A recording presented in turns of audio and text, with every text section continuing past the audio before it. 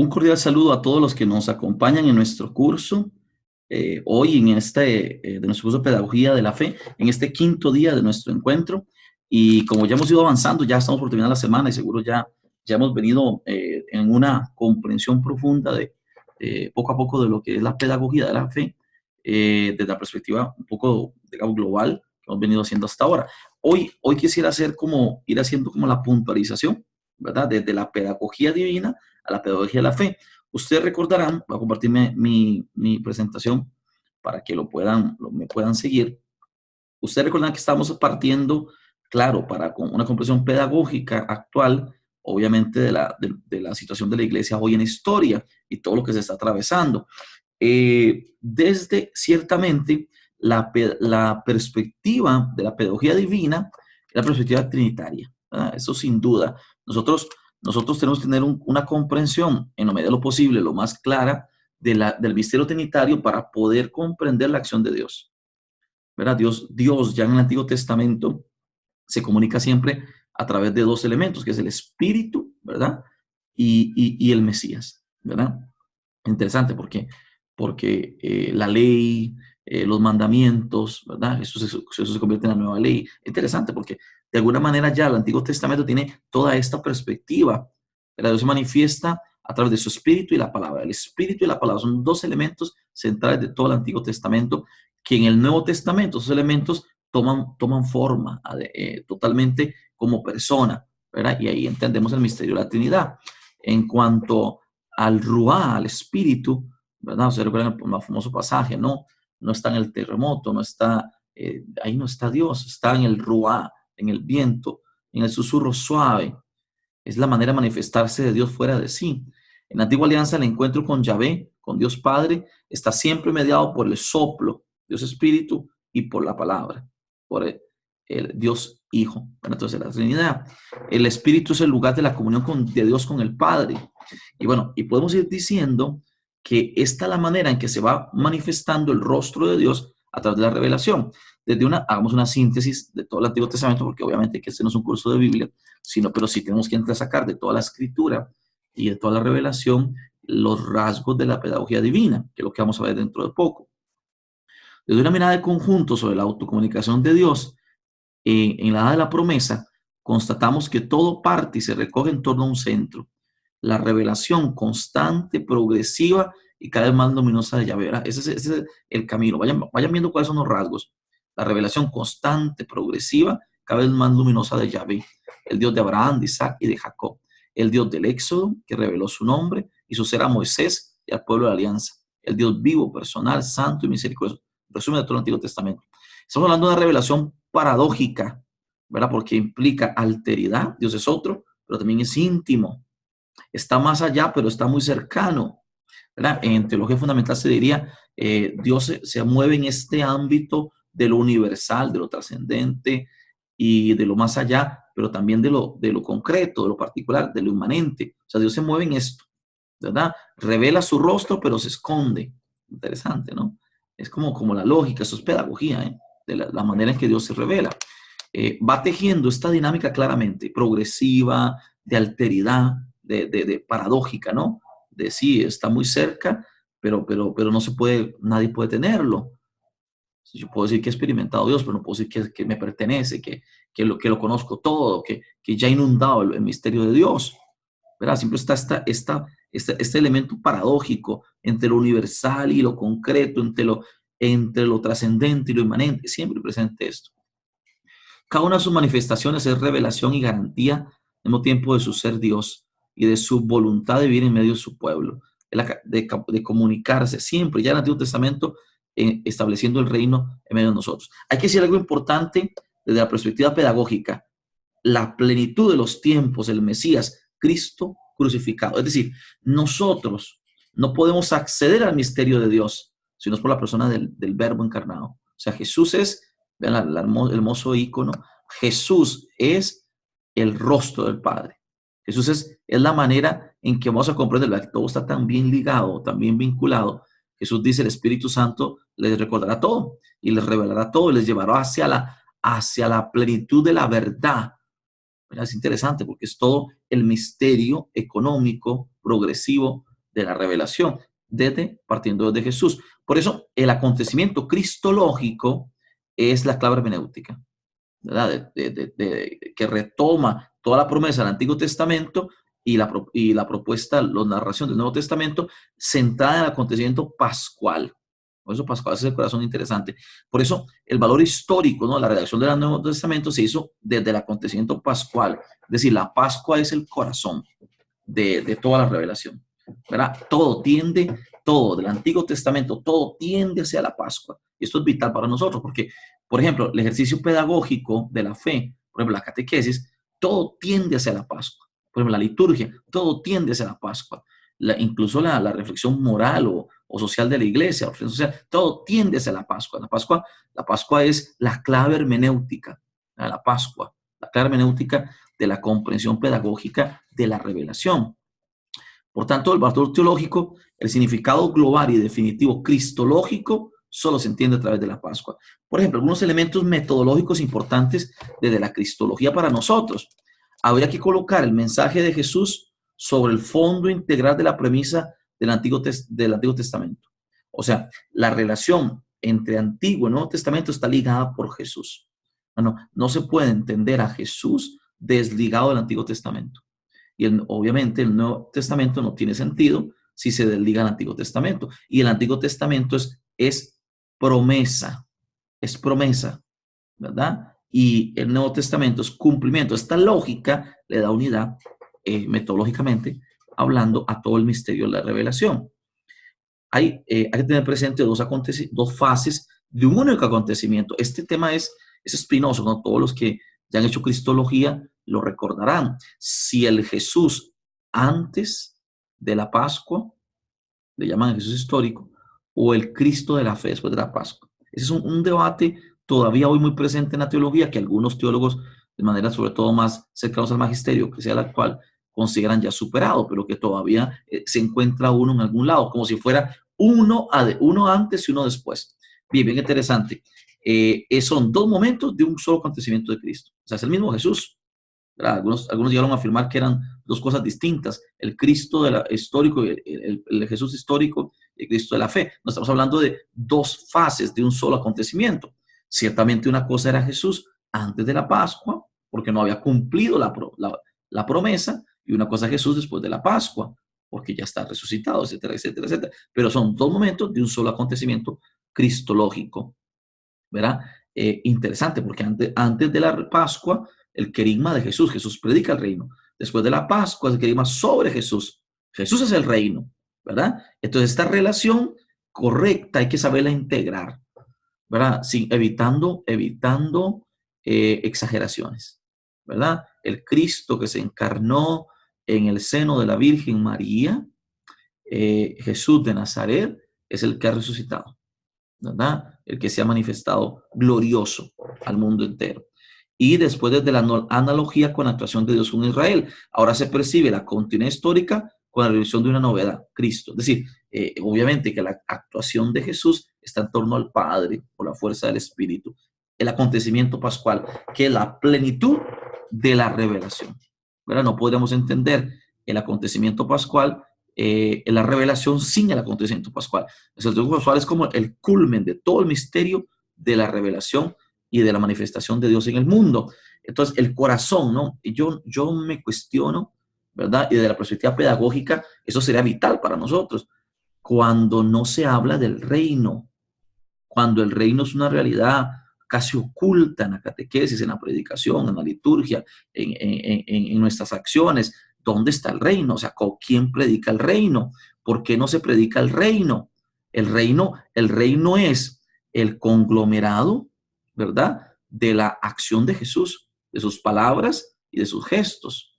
Todo en Jesús gira en torno al reino, su querigma, su praxis, su conciencia, su existencia personal. Jesús mira todo en torno al reino. Eso es fundamental para nosotros, porque entonces la pedagogía tiene como criterio normativo, fundante, el reino. El reino, claro. El reino es el motor, es el movimiento de toda la acción de Jesús, manifestada ya desde el Antiguo Testamento. El querigma del reino, así podemos llamarle a Jesús, O sea, toda la acción de Jesús es el querigma del reino, la llegada del reino, el del Dios de la omnipotencia, la liberación, de la misericordia. Jesús lo anuncia y lo realiza, cumple. Aquí interesante porque entonces pedagógicamente estamos claros descubriendo que Jesús cumple la promesa antigua. Es decir, esta acción de Dios se fue realizando poco a poco, pero se fue alcanzando poco a poco, se fue realizando, ¿verdad? Y no es entonces solo un mensaje que se manifiesta, sino una actuación de Dios concreta en la vida de los creyentes. Hay una intimidad profunda entre Jesús y el Padre, ¿verdad? Los grandes teólogos ya decían, del Padre al Hijo hay paternidad, del Hijo al Padre hay filiación, del Padre y el Hijo al Espíritu hay procesión, que son las distintas relaciones entre la Trinidad. Pero Jesús está vinculado directamente al Padre. El Dios que viene es el Padre de Jesús de Nazaret. Pero esta relación entre Jesús y Yahvé es el motor de la acción del Señor en torno al reino. Hay una intimidad de autocomunicación plena y permanente con Él, una relación íntima de comunión. Jesús dice, Evangelio de San Juan, ¿no? Lo que tú tienes me lo has dado, y lo que yo tengo, lo tuyo es mío, y yo pero para que me glorifiques. Hay aquí un discurso de profunda comunión, de profunda identidad. La palabra Abba, arameo, ¿no? Es ese Padre íntimo, ¿verdad? Pero con respeto. Las escenas del bautismo, la transfiguración, manifiesta esta intimidad de la Trinidad. Una intimidad, una confianza ilimitada, una mutua relación mistérica, una inexistencia, ¿verdad? Vivir yo en ti, y una relación singular, única, está escatológicamente identificada. A partir de la identidad de Jesús, a partir de su autoridad mesiánica, en Jesús de Nazaret es en quien Dios Padre anuncia y lleva a cabo su llegada ante los hombres. O sea, Jesús es Dios hecho hombre, ¿verdad? Es la presencia del Señor. Su querigma, su praxis, su persona están unidos a la venida del reino, a la venida de Dios, presentado como profeta, maestro y sobre todo como Mesías. Es decir, estamos diciendo que Jesús lo supera todo. Por eso tiene verdaderamente importancia el director general de la catequesis cuando habla del cristocentrismo trinitario. Estamos hablando de Jesús, pero no Jesús solo. No tendría sentido. Jesús en su relación íntima con el Padre y su misión del Espíritu, ¿verdad? ¿Qué resulta evidente en Jesús? La eusía, ¿no? Que es esa autoridad que Jesús tiene, que es mesiánica, ¿verdad? Los signos, el exorcismo, lo que Jesús hace, sus palabras, su presencia, su oración, su silencio, todo es signo de esa eusía, es decir, ese poder que el Señor tiene, mesiánico, ¿verdad? Jesús es el Mesías, el Salvador. Entonces, Jesús se comprende a sí mismo, como ya hemos venido diciendo, se comprende a sí mismo como el Hijo del Hombre, ¿verdad? Repetido profundamente en los evangelios, ¿verdad? Y pone a Jesús en esta relación decisiva como elegido de Yahvé, el único autorizado en nombre de Yahvé, ¿verdad? Muy presente en el Señor, esta realidad profunda. Entonces, el ministerio mesiánico de Jesús en relación al Espíritu. Obviamente el Espíritu aparece constantemente, la dimensión neumatológica, la perspectiva neumatológica, aparentemente en acción de Jesús. Es el don de Dios, el Espíritu de Yahvé, ¿verdad? Que se manifiesta constantemente en el ungido Jesucristo. Habría que interesante, habría que empezar a comprender la pedagogía no como la actuación separada de cada uno de las personas de la Trinidad, sino como el acontecimiento trinitario, ¿verdad? Nosotros diríamos que la pedagogía divina es un acontecimiento trinitario. Por tanto, la pedagogía de la fe es un acontecimiento que pone de frente a la contemplación del misterio trinitario, ¿verdad? El misterio trinitario es corazón de la comprensión teológica y obviamente de la comprensión pedagógica de la acción eclesial. Tiende a ella, a su contemplación, a su alabanza, al culto en espíritu y verdad. Es interesante porque las distintas predicaciones querigmáticas de los apóstoles y de las cartas paulinas enfatizan, ¿no? Dios rescató a Jesucristo, Jesucristo que se levantó de los muertos, que venció la muerte, que dejó la tumba vacía, el Espíritu Santo levantó a Jesús. Es interesante porque esta perspectiva deja entrever el acontecimiento pascual como un suceso, como un acontecimiento trinitario. Una cosa que solo quiero insistir porque no tenemos mucho tiempo acá, pues tendrán a Filminas para mirarlo. Vean, interesante, la cena pascual, la última cena, que todos conocemos en el contexto de la Pascua, es clave pedagógica de la nueva alianza. Pero si estoy tratando de que ustedes miren la reflexión teológica, no solo la perspectiva meramente teológica, sino la perspectiva catequética y por tanto pedagógica y comunicativa, ¿verdad? En la cena pascual, todo lo que sucede, todo lo que se da, los gestos, las palabras, los momentos, los silencios, los cantos, la recitación de los salmos, los instrumentos, los recursos, o sea, toda la cena pascual es una clave pedagógica de lo que es la nueva alianza. Y esto hay que tenerlo muy presente. De alguna manera, la cena pascual nos ofrece una interpretación actualizada de la antigua Pascua y una interpretación profética, escatológica de la nueva Pascua, ¿verdad? Nos pone en esta dirección, hacia atrás y hacia adelante, ¿verdad? Es esta comprensión pedagógica de la nueva alianza. Por tanto, estamos hablando del que Jesucristo es el centro y el método de la pedagogía de la fe. El cristocentrismo trinitario, pero no es solo Jesús, desvinculado a la Trinidad, eso no tiene sentido, y tampoco es solo la Trinidad, porque la Trinidad actuando en la persona de Jesús. En Jesús es palpable, en Jesús es visible, en Jesús se ha hecho histórico, concretamente y plenamente, a la plenitud de los tiempos para nosotros, la actuación de Dios. Entonces, podríamos entender entonces esta pedagogía divina con una pedagogía embullida totalmente en Jesús de Nazaret, en su persona y en su manifestación. Por eso, haciendo síntesis de lo que hemos dicho, la pedagogía divina es originalidad de la revelación cristiana. Es decir, la revelación cristiana, la manera en que Dios se manifiesta, los modos, los tiempos, los recursos, los instrumentos, el lenguaje, la manera de comunicación, todo es originalidad. Eso es la pedagogía divina. La pedagogía divina es la manera original en la que Dios se nos ha comunicado, se nos ha revelado, ¿verdad? Esta palabra que hemos dicho ya, hablando de la revelación definitiva y universal de Dios por Jesucristo en el Espíritu, en la iglesia. Y nos habla entonces, ahora sí, comprenderíamos la evangelización como una actuación pedagógica. Yo noto, ¿verdad? Así lo digo con mucho cariño, como a mí como un examen de autoconciencia. Yo noto que a nosotros en la iglesia, en la manera de evangelizar, nos quedamos debiendo mucho por una falta de perspectiva precisamente catequética, pedagógica, comunicativa, cómo hacemos las cosas.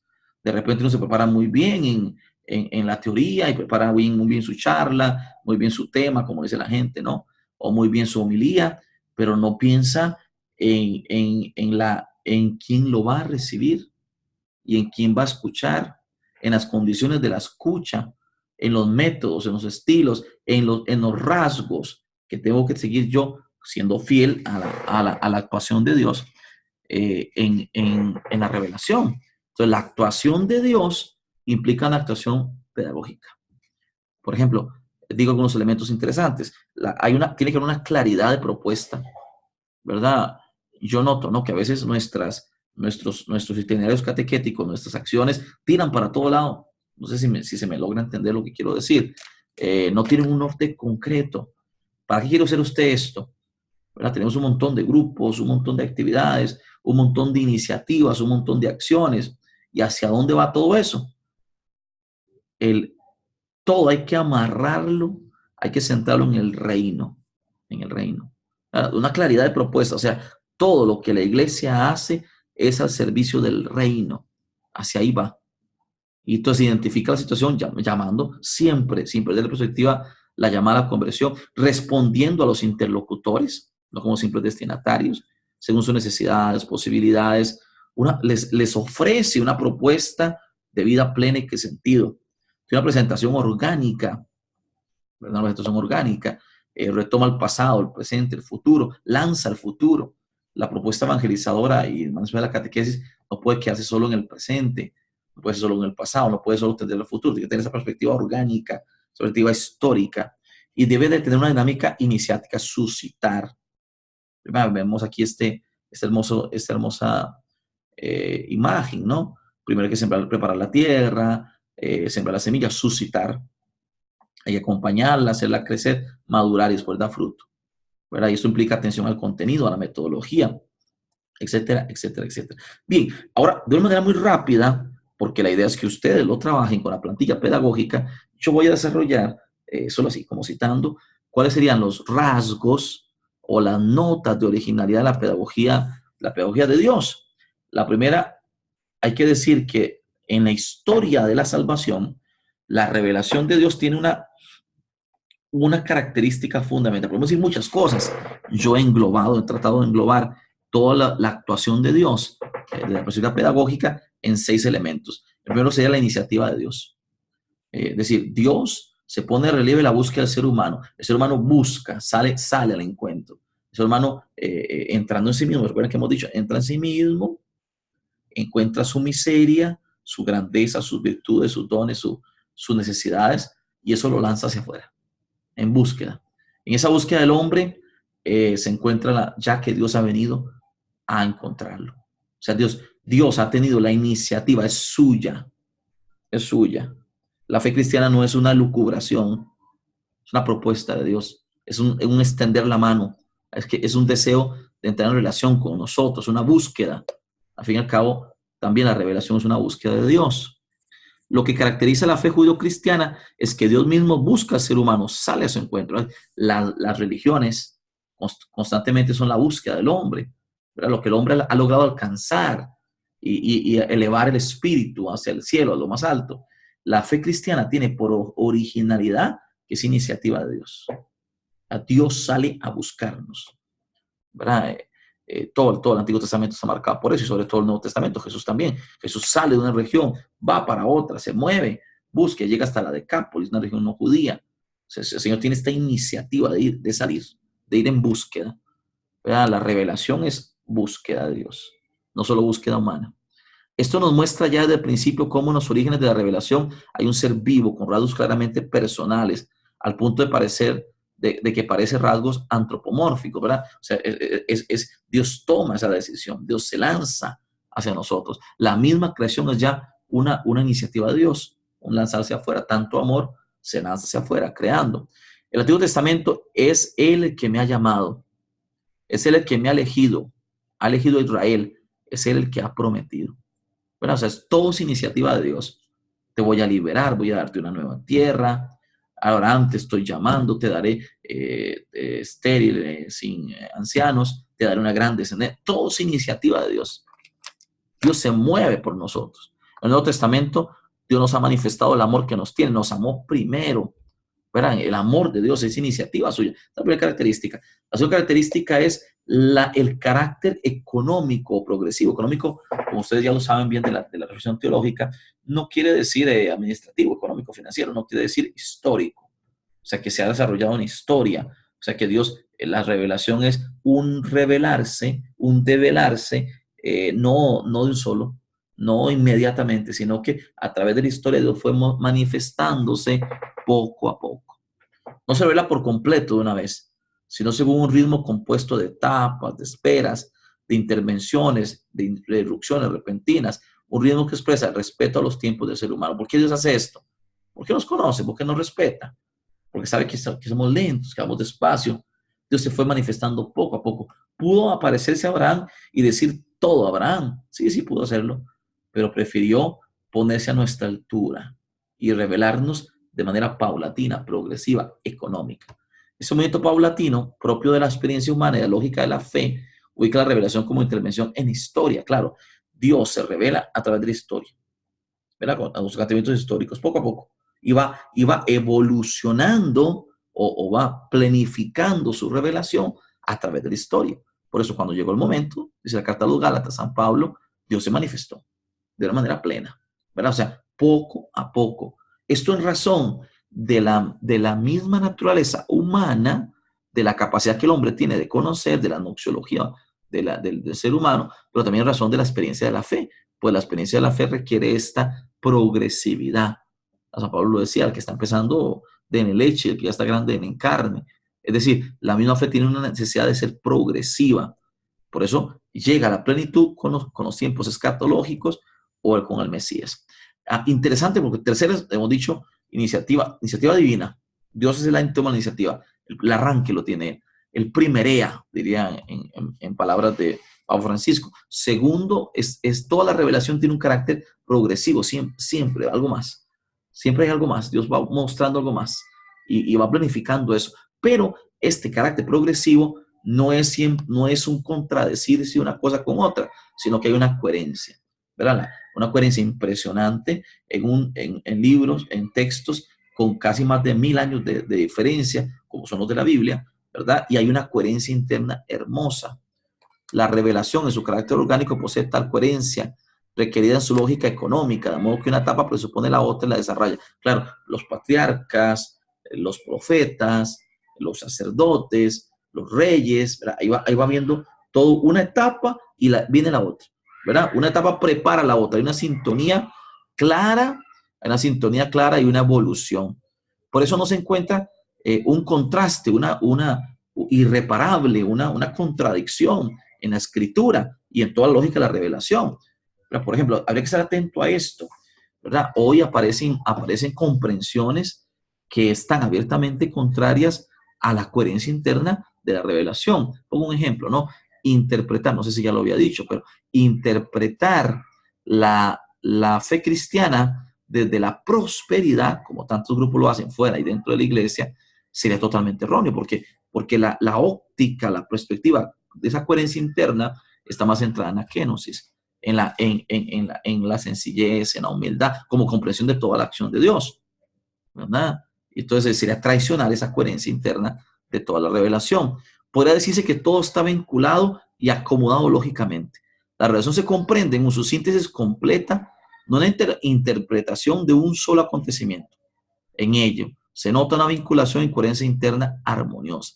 Se denota la atención siempre hacia algo más. La revelación siempre es algo más. Tiene esa tendencia hacia la plenitud. Por ello esa coherencia es siempre una evolución.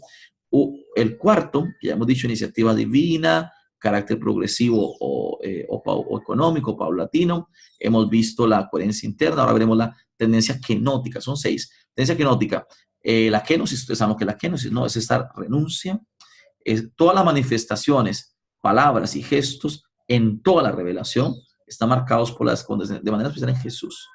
La condescendencia, ¿no? Que es esa compasión profunda, es ponerme en ti, pero es algo más, es sufrir contigo. Hermoso, ¿no? Esa compasión con la finalidad no solo de que el hombre aprenda a convivir con Dios, sino permitirle a Dios adaptarse, convivir con el hombre, a San Ireneo, ¿no? Eso es la kenosis.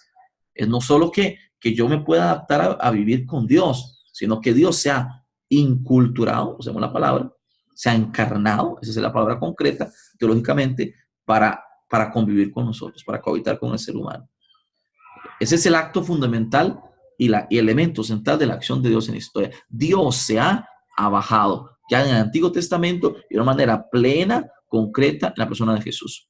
Términos que nos viene la palabra griega para describir la doctrina del autodespojo de Cristo en su encarnación. O sea, Jesús se abaja, pero la kenosis fue una autorrenuncia, fue autorrenunciar a su potestad, a su omnipotencia, no fue vaciarse de su persona divina, ni un intercambio y dejar la divinidad y sustituirla por la humanidad. No, Jesús es Dios hecho hombre.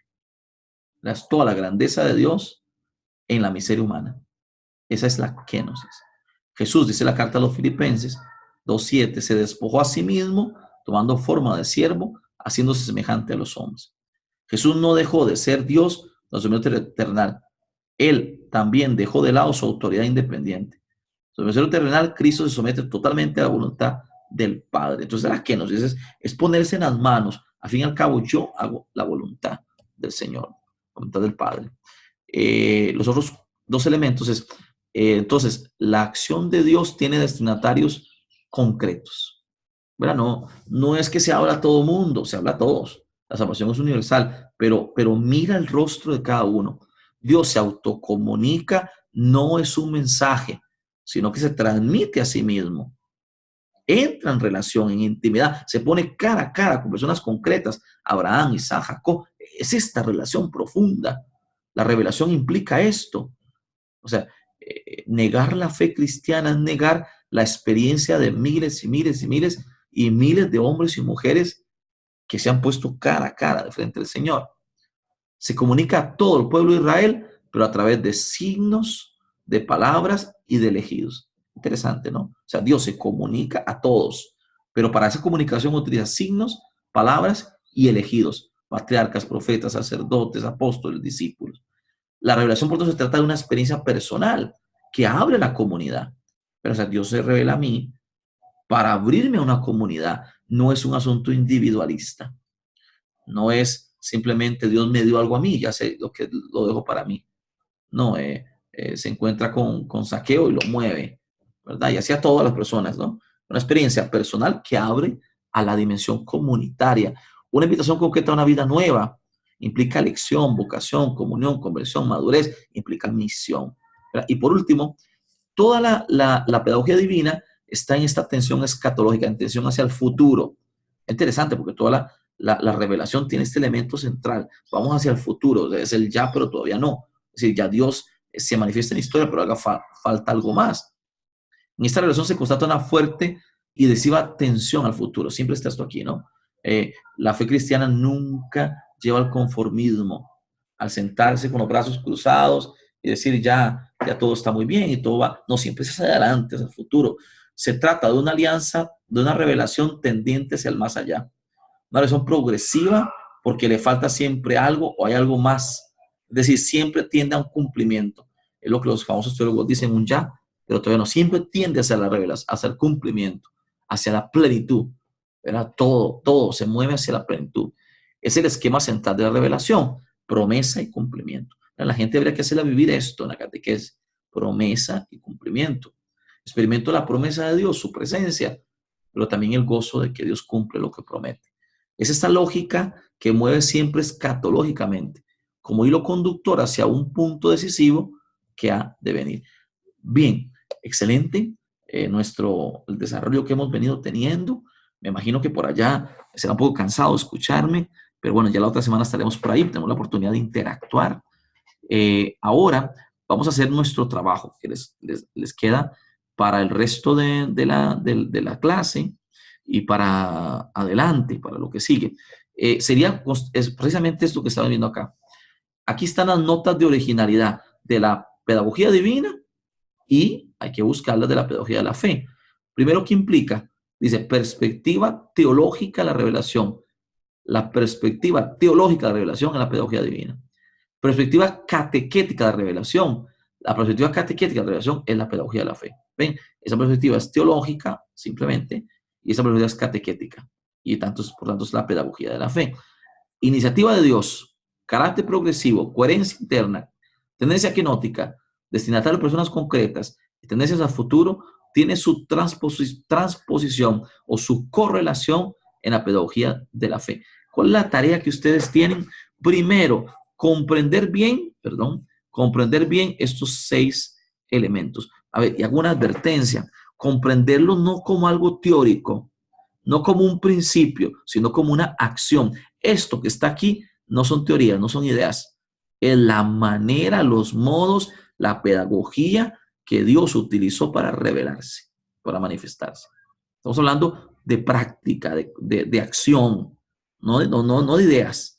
Pero habría que comprender cómo es esta iniciativa de Dios, qué consiste ese carácter progresivo, esa coherencia interna, esa tendencia quenótica, estas personas concretas, esa atención hacia el futuro. Y de aquí sacar cuáles serían las perspectivas catequéticas en correlación a esta iniciativa de Dios. Como dije, voy a presentarles el, el instrumento, ahí lo pueden encontrar en la plataforma, se llama actividad plantilla pedagógica, es para el miércoles, es el primer trabajo. La otra semana, el lunes de la semana, yo explicaré el segundo trabajo. Estén tranquilos. Ahorita concéntrense en este trabajo que les estoy presentando. Ya ayer yo expliqué bastante. Hoy lo vuelvo a hacer. La fecha de entrega es el próximo miércoles 24 en el tiempo de clase.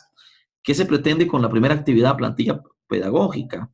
Se pretende que el estudiante elabore una plantilla pedagógica entre sacando de las notas de originalidad, es decir, que aquellas que, a ver, ajá, pasó por acá? Un momentito. ¿Ok?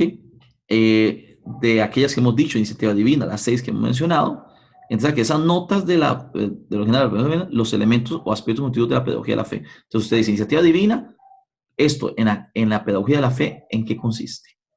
Esa iniciativa divina, concreta, esa iniciativa de Dios, concretamente cómo se hace, cómo se desarrolla, cómo se ejercita, en qué consiste en la pedagogía de la fe, de manera especial en la catequesis. Instrucciones, sigan las instrucciones. Responde a esta pregunta. Esa nota original, las 6 que hemos dicho, iniciativa divina, coherencia interna, pedagogía, etcétera, etcétera, etcétera. Esa nota de originalidad, cómo ejercitarlas en la catequesis. Entonces, en la columna de la par, usted me va a ir diciendo cómo se ejercita en la catequesis, lo esencial, ¿eh? Porque no podemos dedicar a muchas cosas. A cada una de esas notas originales de la pedagogía divina asigna aspectos específicos en cuanto a la pedagogía de la fe. Ok, entonces yo, por ejemplo, digo un ejemplo solo para ilustrar. Dice, destinatarios son las personas concretas.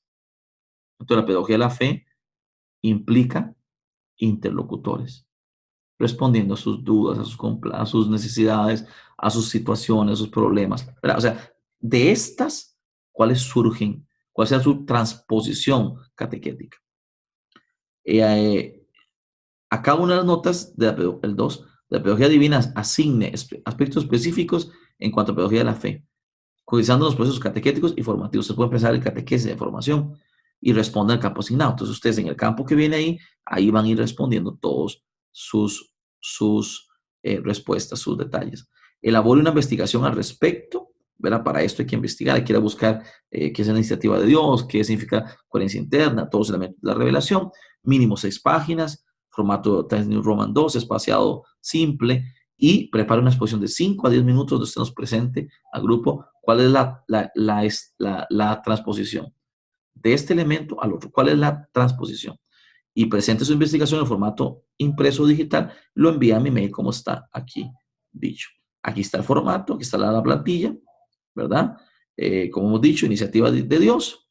Usted investiga qué es esto, cómo se ha realizado una historia de salvación, y aquí en la perspectiva catequética de la revelación, que es la pedagogía de la fe. Aquí vienen los elementos, cómo se quita en la catequesis, esta iniciativa de Dios, cómo se convierte en pedagogía de la fe, cómo pasar de la pedagogía divina a la pedagogía de la fe. Igual carácter progresivo, coherencia interna y los demás elementos, los 6 elementos que ya hemos descrito. Bien, quiero desearles éxitos en ese buen trabajo de investigación. Hay una cosa que quiero decir importante, esto no está hecho. No es que usted va a ver un libro y lo va a encontrar así como sino es un instrumento que yo he elaborado y que creo que eso sí que puede, esta plantilla pedagógica, después de ahora en adelante, empezaremos ahora nosotros a expresar, a detallar, a poder expresar qué es la pedagogía de la fe, que como hemos dicho, surge íntegramente de la pedagogía de Dios manifestada en la acción de la historia de salvación, en la revelación. Muchas gracias, buen trabajo, que lo disfruten. Nos vemos el lunes.